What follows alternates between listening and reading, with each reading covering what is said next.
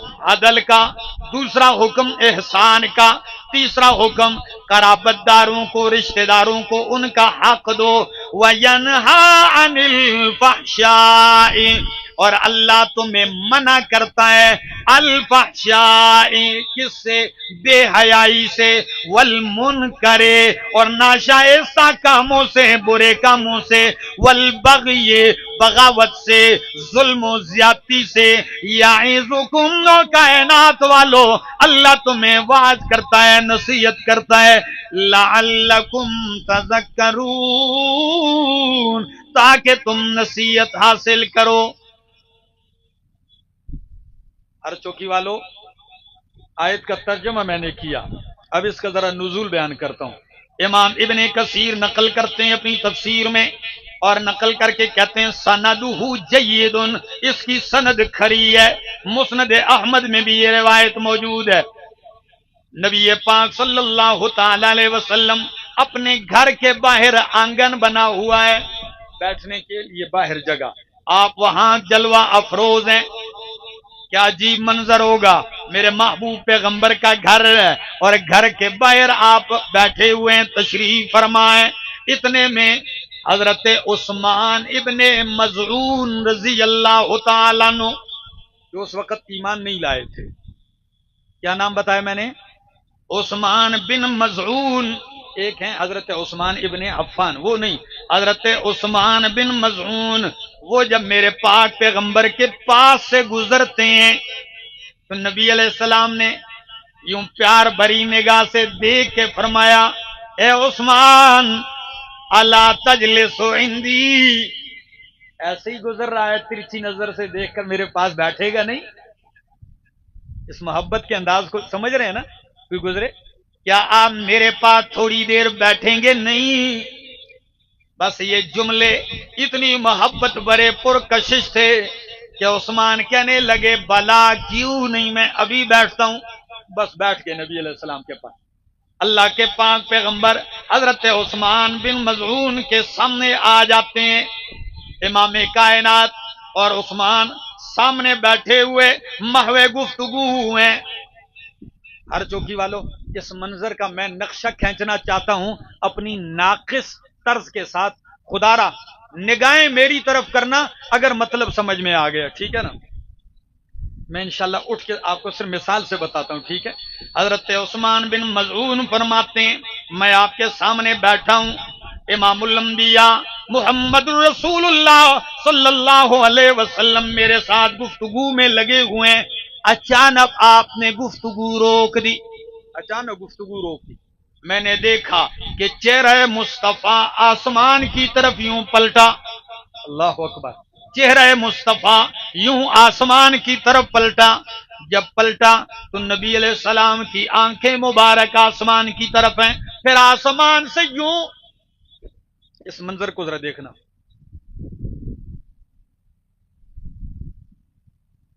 منظر نظر آ رہا ہے؟ دیکھنا ذرا، آپ یوں آسمان کی طرف دیکھ رہے ہیں، میں سامنے بیٹھا ہوں کہ اچانک گفتگو رک گئی، کیا وجہ ہے؟ ایسے گفتگو جاری ہے۔ میں صرف سمجھانے کے لیے، ٹھیک ہے؟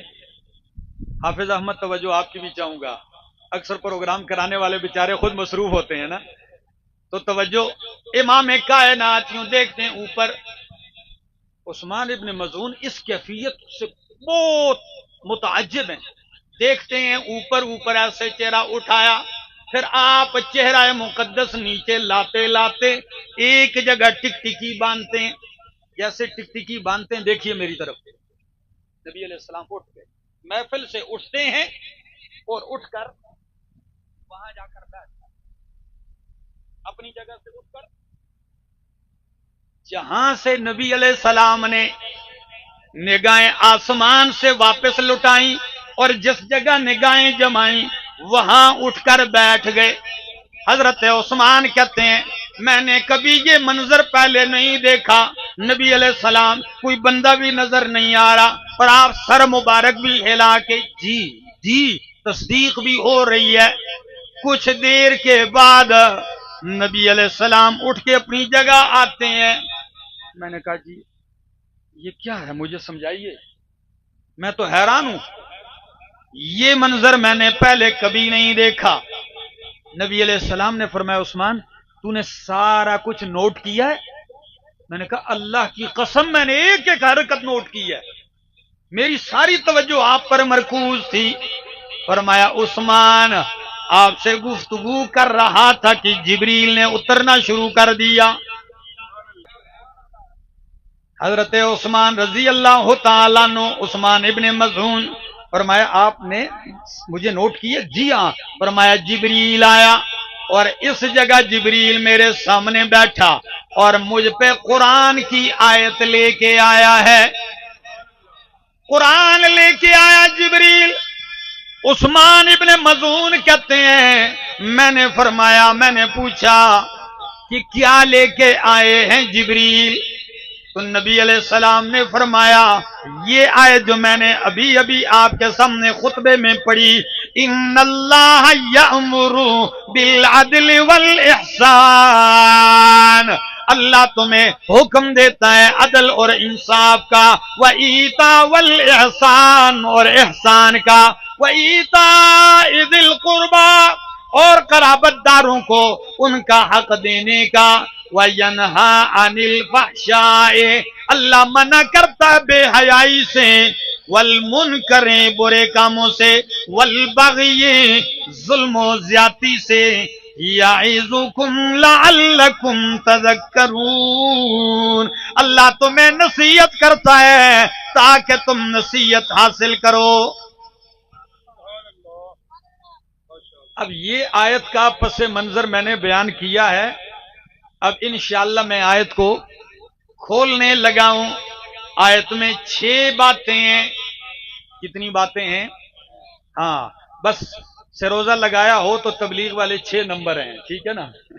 6 چیزوں کا حکم دی، 3 چیزوں کا حکم دیا ہے اور 3 چیزوں سے منع کیا گیا ہے۔ 3 اوامر ہیں اور 3 نواہی ہیں۔ پہلا حکم اللہ نے دیا ہے ان اللہ یأمر بالعدل، اللہ عدل کا حکم دیتا ہے۔ میں تو آپ لوگوں کو نہیں دیکھ رہا ہوں، اندھیرا ہے، ٹھیک ہے نا؟ لیکن میری باتیں سمجھ میں آ رہی ہیں؟ چلو اللہ کرے روشنی بھی آ جائے۔ اللہ توجہ ہے، اللہ حکم دیتا ہے انصاف کا، عدل کا۔ کون سا لفظ استعمال کیا؟ عدل کا حکم دیتا ہے اللہ۔ دوسرا احسان کا حکم دیتا ہے۔ اب قرآن کا تفسیر جو ہم قرآن کی کرتے ہیں تو قرآن کی تفسیر کے 4 درجے ہیں۔ پہلا درجہ تفسیر القرآن بالقرآن، دوسرا درجہ تفسیر القرآن بالحدیث، تیسرا درجہ تفسیر القرآن باقوال الصحابہ، چوتھا درجہ تفسیر القرآن باقوال التابعین۔ قرآن کی تفسیر خود قرآن سے، قرآن کی تفسیر نبی کے فرمان سے، قرآن کی تفسیر صحابہ سے، قرآن کی تفسیر تابعین اور تبع تابعین سے۔ تو میں پہلے درجے پہ آتا ہوں، قرآن کی تفسیر خود قرآن کرتا ہے، اور سورت نحل کے بعد والی سورت کا نام ہے سورت بنی اسرائیل۔ ان دونوں سورتوں کا ربط بھی مل جائے گا اور تفصیل بھی ہو جائے گی۔ سورہ نحل کی اس آیت نمبر 90 کی تفسیر سورت بنی اسرائیل کی آیت نمبر 22 میں ہے۔ کتنی نمبر آیت میں؟ آیت نمبر 22 میں ہے۔ نظر بھی آئے تو اللہ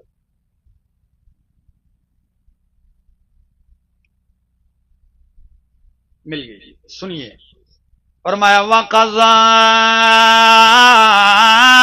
رَبُّكَ أَلَّا تَعْبُدُوا إِلَّا إِيَّاهُ، او ہر چوکی والو، اللہ تمہیں عدل کا حکم دیتا ہے، انصاف کا۔ سب سے بڑا عدل اور انصاف اللہ نے بتلایا وہ یہ اللہ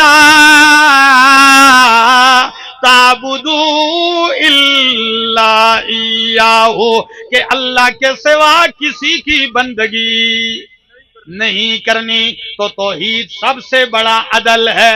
اللہ تمہیں اس عدل کا حکم دیتا ہے کیونکہ عدل کے مقابلے میں ظلم آتا ہے تو توحید انصاف ہے اور شرک ظلم ہے. ان الشرک لظلم عظیم، شرک بہت بڑا ظلم ہے. تو سب سے پہلا حق اللہ کا ہے کہ اللہ کا حق کسی اور کو دے کے نہ انصافی نہ کرنا، عدل نہ چھوڑنا.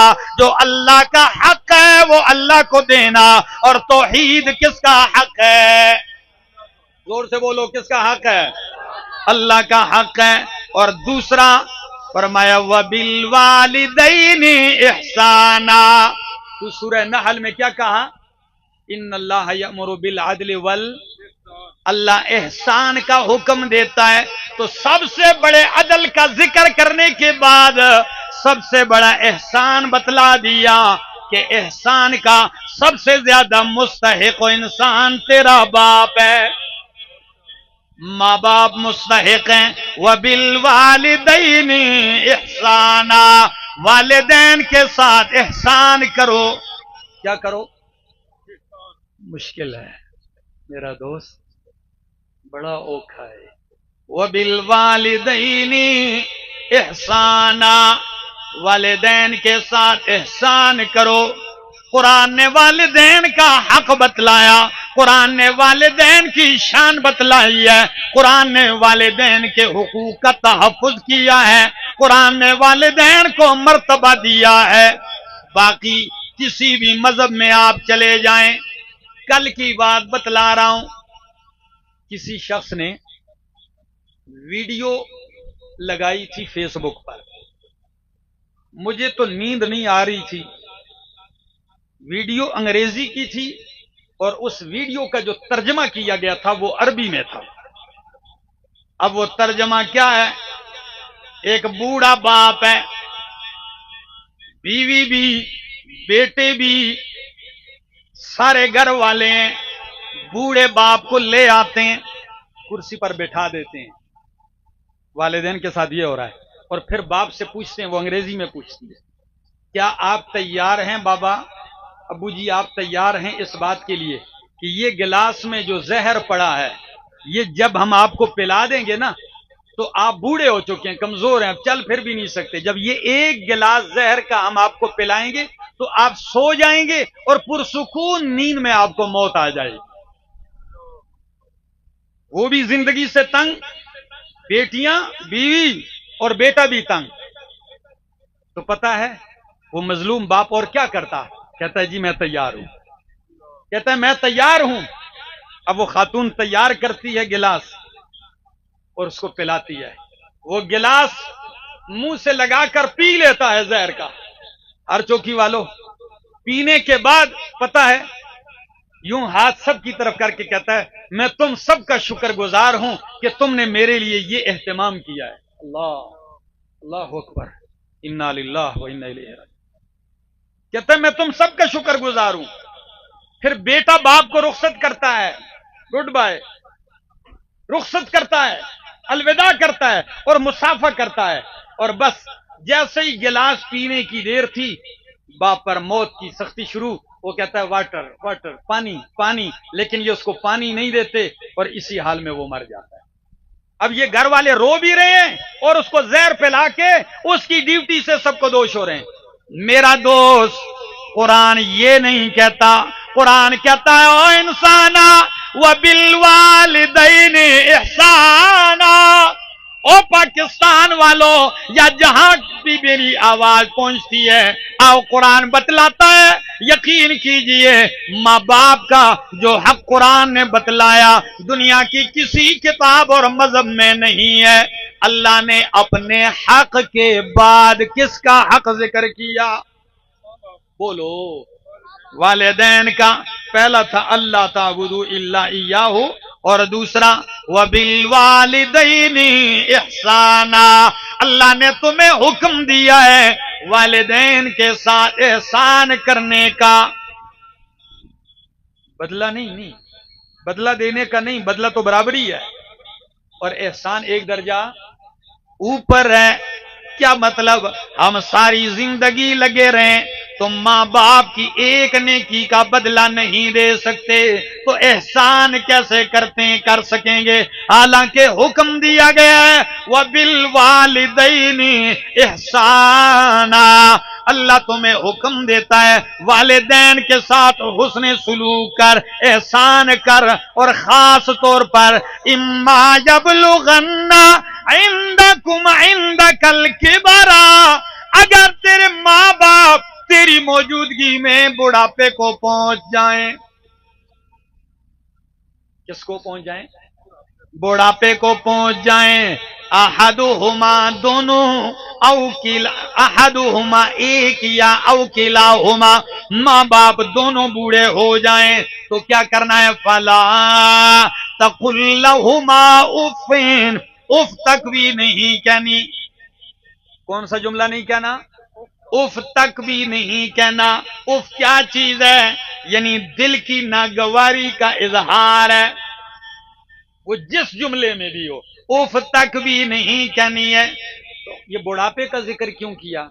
ماں باپ اگر جوان ہوں تو کیا ان کے ساتھ حسن سلوک اور احسان نہیں کیا جائے گا؟ نہیں، میرا دوست، جوان ہو، ماں باپ صحت مند ہو، تب بھی احسان کرو، تب بھی حسن سلوک کرو، لیکن جب وہ بوڑھے ہو جاتے ہیں اس وقت ان کا سہارا کوئی نہیں ہوتا، اس وقت وہ اولاد پر بوجھ بن جاتے ہیں، اس وقت ان میں بچوں والی عادتیں آ جاتی ہیں، اس وقت ان میں روٹھنے والی عادتیں، چھوٹی چھوٹی باتوں پہ روٹھ جاتے ہیں، چھوٹی چھوٹی باتوں پہ ناراض ہو جاتے ہیں۔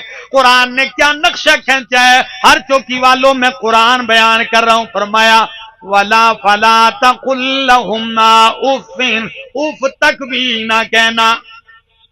کیوں کرنا کیا ہے؟ فرمایا وَاخْفِضْ لَهُمَا وَلَا تَنْهَرْهُمَا، جھڑکنا بھی نہیں ہے۔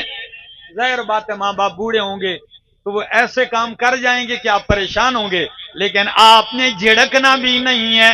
اور ہماری بولی میں ہم سادہ الفاظ میں جب بیٹا اور کچھ نہ کہے نا تو اسے ہوں کر کے نکل جاتا ہے گھر سے۔ فرمایا لا تقل لہما اف، اف تک کہنے کی بھی اجازت نہیں، ولا تنہرہما، ان کو جھڑک بھی نہیں، بلکہ کیا کر؟ فرمایا وَاخْفِضْ وَقُلْ لَهُمَا قَوْلًا كَرِيمًا،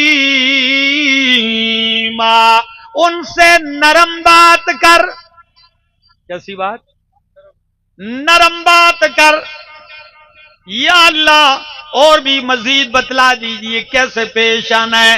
فرمایا وَاخْفِضْ لَهُمَا جَنَاحَ الذُّلِّ، وَاخْفِضْ لَهُمَا، جھکائے رکھ ان دونوں کے آگے، جناح الذل، مہربانی، شفقت اور ہمدردی کے پر، مانا بازو کرتے ہیں لیکن لفظ جناح کس کو کہتے ہیں؟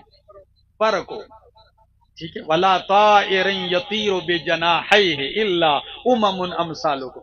اب یہاں بازو کا لفظ نہیں ذکر کیا، ہاتھوں کا لفظ نہیں ذکر کیا، کلائیوں کا ذکر نہیں کیا، بلکہ جناح الذل، مہربانی اور شفقت کے پر جھکائے رکھ۔ یہ لفظ کہنے میں بھی کوئی کمال ہے، وہ کمال سمجھانا چاہتا ہوں۔ فرمایا پروں کا لفظ اس لیے ذکر کیا گیا ہے حافظ احمد کہ قرآن کہتا ہے، تشبیہ دیتا ہے، جس طرح پرندہ اپنے بچوں پر شفقت سے اپنے پر نچھاور کر دیتا ہے ان کو بچانے کے لیے، پیار جب پرندے کو آتا ہے تو اپنے بچوں پہ پر نچھاور کر کے پھیلا دیتا ہے۔ اللہ فرماتے ہیں او میرا بندہ، ماں باپ کو جھڑکنا تو درکنار ہے، تو اپنی شفقت اور مہربانی والے پر ان پہ نچھاور کر دے۔ اللہ اکبر، ان پہ پر نچھاور کر دے، یہ تیری شفقت کے مستحق ہیں، یہ نہیں ان کو زور دکھا، یہ نہیں ان کو طاقت دکھا۔ یہ جملہ پتہ ہے کیوں کہا؟ کیوں؟ بوڑھے ہو گئے نا، اس تقابل کو دیکھنا، جب تو پیدا ہوا تو چند بوٹی کی طرح کمزور سا تھا اور ماں باپ کی جولی میں آ لگا، ایسا ہی ہے؟ پیدا ہوا کمزور سی لوت سی تو تھا، اور ماں باپ کی جولی میں آ گرا. ماں باپ نے تجھ پر کتنی شفقت اور مہربانی کی. اب تو پلتا گیا جوانی کی طرف اور وہ بڑھاپے کی طرف. تو اوپر جا رہا تھا اور وہ نیچے کی طرف جا رہے تھے. تیرے سینے میں زور آ گیا. اب تیری چلنے لگی محلے میں، گھر میں. اب گھر کا سربراہ تو بننے لگا. طاقت اور پاور تیرے پاس آ گئی. باپ بیچارہ بوڑھا کمزور ہو گیا، اتنا کمزور کہ جس طرح تو اس کی جھولی میں گرا تھا، اب تیرا باپ بھی ہڈیوں کا ڈھانچہ بن کے تیری جھولی میں آ لگا ہے. او کمزور ابا آپ کی جولی میں آ گیا. تو اب اس اپنی ماضی کو یاد کر اور ان کی اس شفقت اور محبت کو یاد کر، اور آج جھڑک نہیں. جب تو بچہ تھا تو باپ کے سامنے ابو یہ کیا ہے، وہ کہتے بیٹا پھول ہے. ابو پھر کہتا ہے کیا ہے، کہتا ہے پھول ہے. 100 مرتبہ بھی پوچھتا ہے تو باپ ڈانٹتا. اور اب جب بوڑھا ہو جائے باپ ایک مرتبہ جملہ کہنے کے بعد جب دوبارہ رپیٹ کرتا ہے ابا جی میرا دماغ نہ خراب کرو جی. اور دوستو افسوس کا زمانہ ہے کہ ہم جس دور میں گزر رہے ہیں، اتنا افسوس ہے. پہلے زمانے میں اولاد ماں باپ سے ڈرتے تھے اور بات کرتے ہوئے جھجک محسوس کرتے. کبھی چچو سے بات کی، چاچا ابو سے یہ کہہ دیں. کبھی پھپھو سے بات کی جی پھوپھی کے ذریعے، کبھی کس ذریعے، باپ تک بات پہنچانے کا یہ ذریعہ. ڈر لگتا تھا.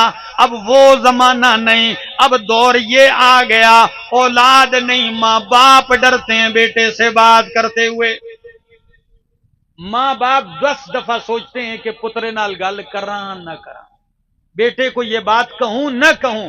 اگر کہوں بگڑ نہ جائے، کہوں باغی نہ ہو جائے، گھر چھوڑ کے نہ چلا جائے، یا کہیں مار پیٹ نہ شروع کر دے. میں نے ایسے بھی کم بخت دیکھے ہیں جو ماں باپ کو مارتے ہیں. ایک دن میں بیان کے لیے جا رہا تھا، ایسے ہی گاڑی میں بیٹھنے لگا، گھر سے نکلنے لگا تو ایک بوڑھا راستے میں کھڑا ہے. فوراً آیا اور دروازے پہ دستک دی، شیشہ ایسے. مجھے کہنے لگا مولانا صاحب ٹھہرو. میں نے کہا جی. کہنے لگا جی آج وڈا دن ہے. تو میں نے کہا جی ہاں بابا، کیونکہ عرفہ کا دن تھا، وہ جاج کرام گئے ہوئے تھے تو وہ سادہ تھا، اس کو سمجھ نہیں. کہتے وڈا دن ہے، آج کعبے ہیں غسل دیں دے سن لوگ. اس کے ذہن میں آج کعبے کو غسل دیا جائے. میں نے کہا بابا جی بات کیا ہے؟ بابا کے چہرے پہ آنسوؤں کی لڑی شروع ہو گئی. کہتے اگر آج کا دن بڑا ہے تو مولانا صاحب میں دعا کرتا ہوں اللہ میرے بیٹے کو غرق کر. شروع ہو گیا. تو میں نے اس کے منہ پہ یوں ہاتھ رکھا اور اٹھ کے گیا اور اس کی داڑھی کو ہاتھ لگایا. میں نے کہا بابا جی کیا کہہ رہے ہیں آپ؟ اگر آپ نے بددعائیں ایسے دینی تھی تو مجھے شکوہ کرنے کی کیا ضرورت؟ آپ نے مجھے پریشان کر دیا. میں نے کہا مسئلہ کیا ہے؟ کہتا ہے آج میرے بیٹے نے اپنی بیوی کے سامنے مجھے مارا ہے. تو میں سوچ میں پڑ گیا کہ یہ بھی ہو سکتا ہے. قرآن کے ان جملوں کو دیکھا، پھر اس پس منظر کو دیکھا تو سمجھ میں آیا ہاں ایسے بھی لوگ ہیں، ایسے بھی بدبخت ہیں. لغت کے بہت بڑے امام گزرے ہیں. سعودیہ سے کتاب میں لے کے آیا تھا، نظرۃ النعیم فی مکارم اخلاق الرسول الکریم، 12 جلدوں میں ہے. یہ وہاں کے پورے کئی علماء کی کمیٹی نے ایک کتاب لکھی ہے اور اس کتاب میں صرف نبی کریم صلی اللہ علیہ وسلم کے اخلاق ذکر کیے گئے. 12 جلدوں میں میرے پاک پیغمبر کے اخلاق، آپ کی سیرت، آپ کے احوال اور مختلف موضوعات کو چھیڑا. تو اس میں ایک بات لکھی کہ لغت کا امام ہے، وہ کہتے ہیں ایک پنڈ کا رہنے والا. کون سی جگہ کا رہنے والا؟ بس یوں سمجھ لو ہر چوکی سمجھ لو. اگر ہر چوکی شہر ہے تو پھر کوئی اور پنڈ لے لو، کیا خیال ہے؟ ٹھیک ہے نا.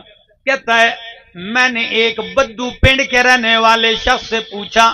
وہ کہنے لگا ایک دن میں گھر سے نکلا، میں نے کہا آج میں چکر لگاؤں گا اور سب سے بڑا بدبخت دیکھوں گا اور سب سے بڑا نیکبخت تلاش کرنا چاہتا ہوں. چلتا ہوں شہر میں اور پورے علاقے میں شاید مجھے کوئی بدبخت بھی نظر آ جائے، اس کے حالات معلوم کرتا ہوں. اور کوئی نیک بخت بھی تلاش کرتا ہوں. کہتے ہیں چل پڑا. جب گیا تو ابھی لوگوں کی تلاش ہی میں تھا کہ شدید گرمی ہے عرب کی. ایک سفید ریش بوڑھا ہے, وہ کنویں سے ڈول نکال رہا ہے, بالکل سفید داڑھی ہے, کمزور بوڑھا, اور کنویں سے پانی کے لیے کیا نکال رہا ہے؟ ڈول نکال رہا ہے پانی کا. وہ نکالنا بھی ہر آدمی کا کام نہیں ہے, آپ جانتے ہیں مشکل وزنی ہوتا ہے, تو بوڑھے کے لیے تو اس وقت ایسے نکالنے کے بجائے ڈول پکڑ کے ایسے جا رہا ہے آگے کی طرف. تو تعجب اس میں کیا ہے دوستو, اس کو سمجھیے ذرا. کہتے ہیں بوڑھا ڈول کی رسی کھینچ رہا ہے شدید گرمی میں, اس کے پیچھے ایک جوان ہے اور اس کے پاس کوڑا ہے اور اس بوڑھے کو مار بھی رہا ہے, اور وہ بوڑھا آہیں بھر رہا ہے اور وہ رسی کھینچ رہا ہے. کہتے ہیں میں نے یہ منظر دیکھا, مجھ سے برداشت نہیں ہوا, میں فوراً پہنچا اور میں نے کہا او کمبخت انسان, او بدبختہ, کمبخت انسان, یہ بوڑھا کمزور ہے, کیا یہ کافی نہیں ہے کہ اس عمر میں یہ ڈول کھینچ رہا ہے؟ یہ سزا تھوڑی نہیں ہے اس کے لیے کہ اوپر سے تو کوڑے بھی مار رہا ہے, تجھے اس کی سفید بالوں سے حیا نہیں آتی, اس کے کمزور وجود کو دیکھ کے تجھے ترس نہیں آیا؟ تو پتہ ہے وہ جوان مجھے کیا کہنے لگا, کہتا ہے او بھائی صاحب یہ کمزور الگ ہے, یہ بڑھاپا تجھے نظر آتا ہے, تجھے میں اطلاع عرض کروں یہ میرا باپ بھی ہے. کہتا ہے تیری اطلاع کے لیے بتلاؤں کہ یہ والد بھی ہے میرا.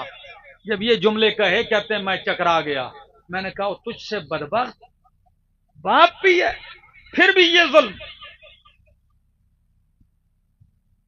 تو میں نے کہا تجھ سے بڑا بدبخت کوئی نہیں ہے. پتہ ہے اس نے کیا کہا؟ اس نے کہا میرا یہ باپ یہ اپنے والد کے ساتھ بھی ایسے ہی کرتا تھا, اور آج میں اس کے ساتھ کر رہا ہوں, کل میرا بیٹا بھی میرے ساتھ کرے گا. دوستو کچھ سزائیں اللہ آخرت سے پہلے دنیا میں بھی دیتا ہے, وہاں بھی لیکن ادھر بھی. ان میں سے ایک ہے ماں باپ کے ساتھ ظلم زیادتی کرنا. ہم نے تو ایسے لوگ بھی جس دور میں ہم جی رہے ہیں نا, آپ کو نئے نئے کہانیاں ملیں گی. ہم نے ایسے بھی بدبخت دیکھے ہیں کہ باپ مرا ہوا ہے, قبر کھودی کہ باپ سے جائیداد کے انگوٹھے لگوانے کے لیے. انا للہ و انا الیہ راجعون. مرے ہوئے باپ سے بیٹا کہ یہ کہے کہ یہ ساری جائیداد مجھے دے کر گیا ہے, سارے کاغذات کلیئر کر کے قبر کھودی, اور باپ سے مردہ باپ کے وجود کو اس کے فنگر پرنٹس لے رہا ہے. میرے دوستو آؤ قرآن تمہیں حقوق بتلاتا ہے. اکبر الہ آبادی بہت بڑا شاعر گزرا ہے, وہ اکثر اوقات شاعری میں بہت کچھ کہتا تھا. تو کہیں کالج کی کینٹین میں بیٹھا ہوا تھا, بلکہ گھر ہی میں, پہلے گھر میں کوئی مہمان آئے بیٹے کے, تو بیٹا گھر میں تھا یا نہیں تھا, دروازے پر یہ گئے تو ان کی حالت بڑی غیر تھی. کہا جی بیٹا آپ کا گھر میں ہے؟ انہوں نے کہا نہیں ہے, جاؤ دفع ہو جاؤ. نہیں اپنی حالت تو دیکھو, ایسے پوچھنے آ گئے. وہ چلے گئے اور جا کر باپ کی شکایت لگا دی کہ آپ کے ابا جان تو بڑے ترشرو ہیں, کل ہم آپ کے گھر آئے تھے, آپ کے گھر نے والد نے ہمیں گھر سے بھگا دیا. تو پتہ ہے بیٹا کیا کہتا ہے اکبر الہ آبادی کا؟ باپ کینٹین میں بیٹھ کے ساری باتیں سن رہا ہے, کہتا جی ناراض نہ ہونا, ناراض نہ ہونا, اصل میں گھر نہیں تھا, آپ آئے تھے, میرا ابو وہ خبتی ہو چکا ہے. کیا ہو چکا ہے؟ خبتی, منٹل کو کہتے ہیں, پاگل کو. آپ ناراض نہ ہونا, میں گھر میں ہوں گا, تمہاری عزت کروں گا. والد سے دراصل وہ خبتی ہو چکے ہیں, منٹل ہو چکے ہیں. باپ نے کہا یہ کمبخت کو میں نے پالا پوسا اور آج کیا کہنے لگ گیا ہے؟ باپ خبتی ہو گئے, منٹل. تو باپ نے اور تو کچھ نہیں کہا, غیر بات ہے بچے جوان ہو جائیں تو کیا کر سکتے ہو. آ کے بیٹے کی ڈائری میں ایک شعر لکھا, وہ آپ کو سنانا چاہتا ہوں. کیا شعر لکھا؟ کہتے ہیں ہم ایسی کل کتابیں قابل ضبطی سمجھتے ہیں, ہم ایسی کل کتابیں قابل ضبطی سمجھتے ہیں کہ جن کو پڑھ کے لڑکے باپ کو خبتی سمجھتے ہیں. ایسی ساری کتابیں قابل ضبط ہیں کہ ان کو ضبط کر کے آگ لگا دی جائے.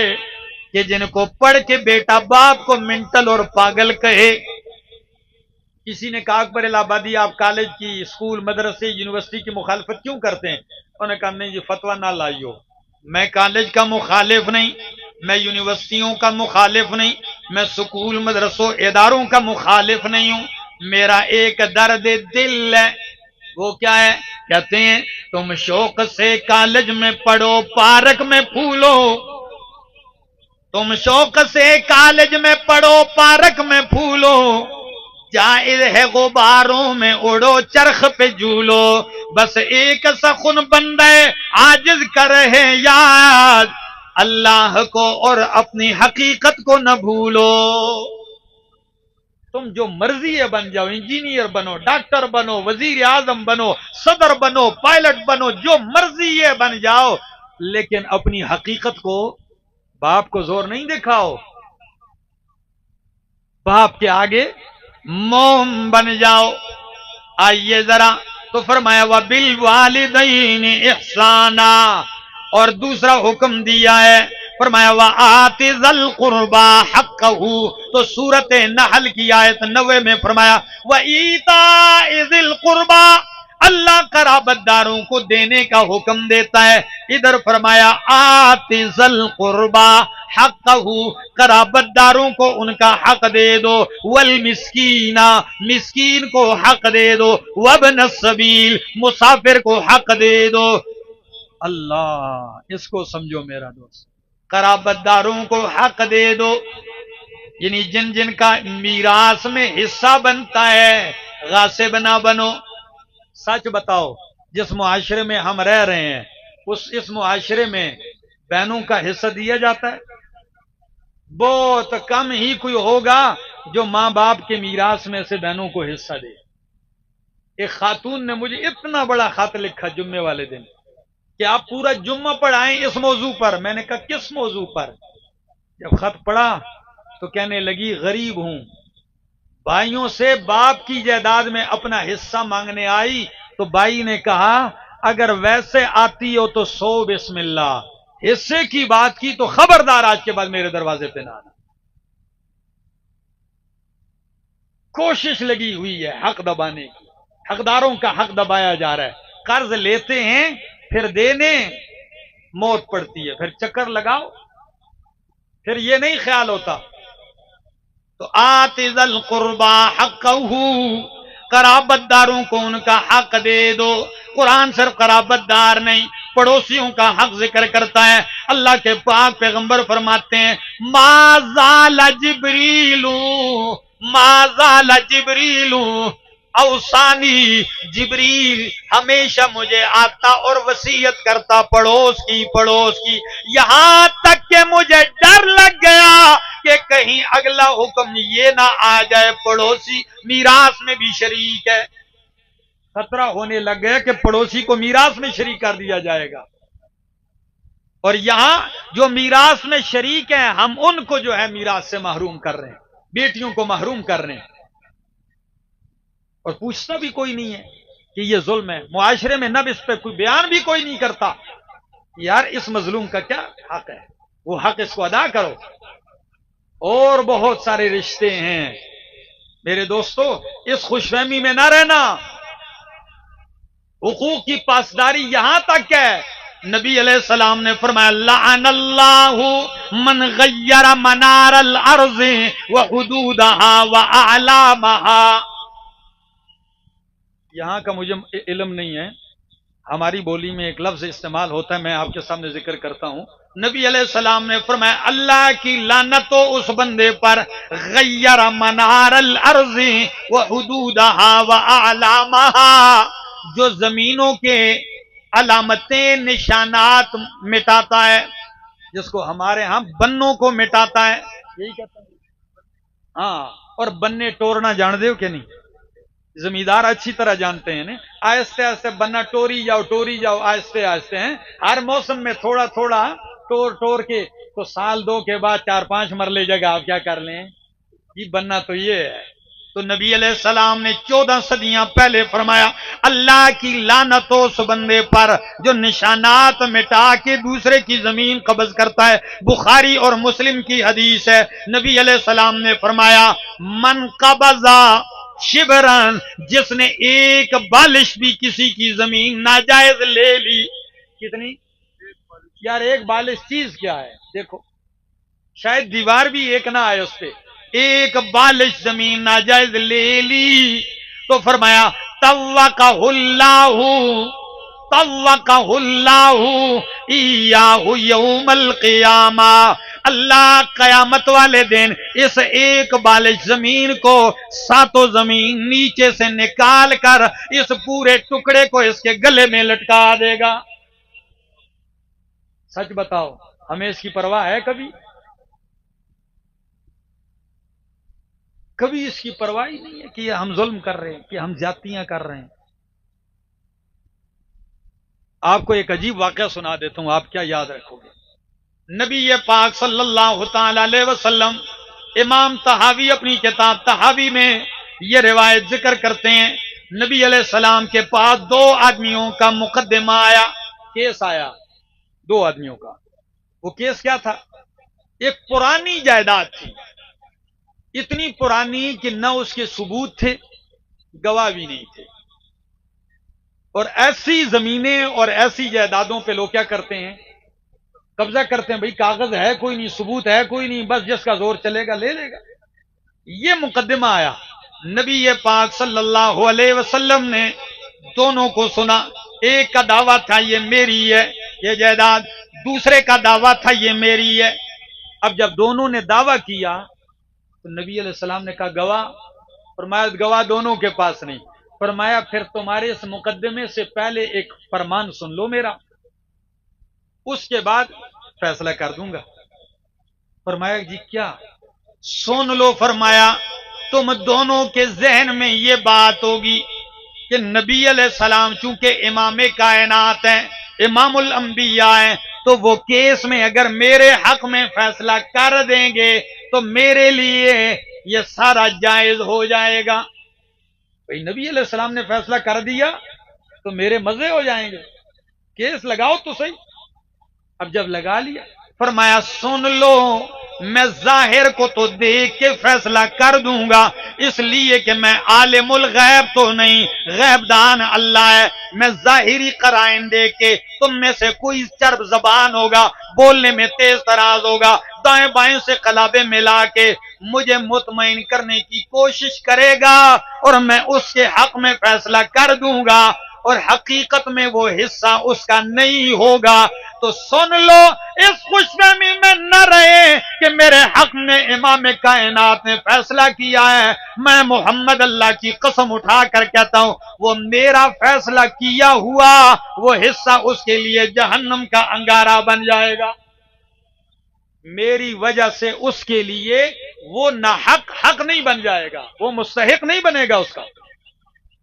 اب جب یہ بات کی اللہ کے پاک پیغمبر صلی اللہ تعالی علیہ وسلم نے، تو پتہ ہے بس میری بھی آخری باتیں ہیں، چونکہ ہماری جماعت کے مایہ ناز عالم دین، ایک عظیم مذہبی سکالر، مفسر قرآن، مورخ اسلام، حضرت علامہ مولانا عطا اللہ بندیالوی صاحب حفظہ اللہ تعالی ورعاہ، کیونکہ وہ تشریف لا چکے ہیں اور میں بھی ان کے آنے تک ہی آپ کو مصروف رکھنا تھا، تو میں صرف یہ بات ختم کرتا ہوں۔ تو جب دونوں نے یہ ارشاد پیغمبر سنا تو اتنے ڈر گئے، پہلے کیس لگایا مقدمہ، اب جب یہ جملے سنے تو دونوں محفل میں رونے لگ گئے۔ اب دونوں رونے لگ گئے اور ہر ایک کہتا ہے اللہ کے پاک پیغمبر یہ انہی کے حق میں فیصلہ کر دے۔ ایک کہنے لگا نبی علیہ السلام سے ان کو دے دیں، اور دوسرا کہنے لگا یا رسول اللہ صلی اللہ علیہ وسلم ان کو دے دیں۔ میرے دوستو یاد رکھ لیجئے، میں نے آپ کے سامنے قرآن کی جامع ترین آیت پڑھی تھی، اجمع آیت فی القرآن ان اللہ یأمر بالعدل والاحسان وایتاء ذی القربى، قرابت داروں کو دینے کا حکم. 3 اوامر ذکر کر دیے، 3 نواہی باقی ہیں، زندگی باقی ملاقات.